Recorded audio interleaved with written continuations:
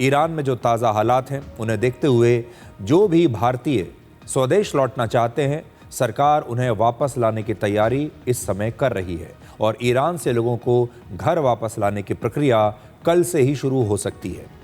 भारत सरकार यात्री विमान और मिलिट्री एयरक्राफ्ट के विकल्पों पर इस समय विचार कर रही है कि इन सारे लोगों को कैसे लाया जाए। इनके लिए कोई स्पेशल फ्लाइट चलाई जाएगी या कोई मिलिट्री एयरक्राफ्ट भेजा जाएगा।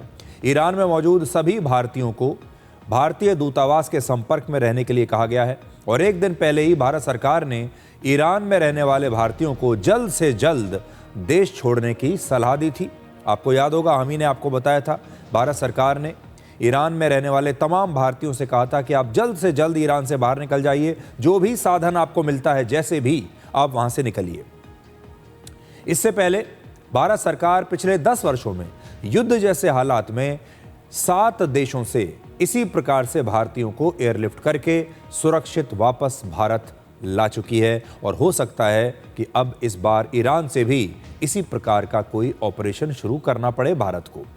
आज ईरान ने लगभग 5 घंटे तक अपना एयर स्पेस बंद रखा, जिससे उसकी वायु सीमा लगभग पूरी तरीके से खाली हो गई। ये नक्शे पर हम आपको दिखा रहे हैं। भारतीय समय के अनुसार सुबह 3:45 पर ईरान ने अपना एयर स्पेस बंद कर दिया था और करीब 8:30 बजे उन्होंने इसे दोबारा खोला है।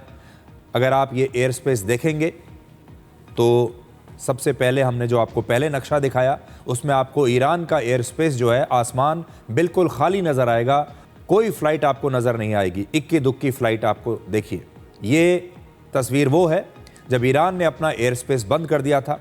इस समय आपको ईरान के रास्ते पर, और ये वो नक्शा है जिसमें अब ईरान का एयर स्पेस खुलने के बाद अब वहां पर विमान फिर से उड़ने लगे हैं। हालांकि एयर स्पेस खुलने के बाद भी ईरान की वायु सीमा में बहुत ही कम विमान उड़ते हुए नजर आ रहे हैं।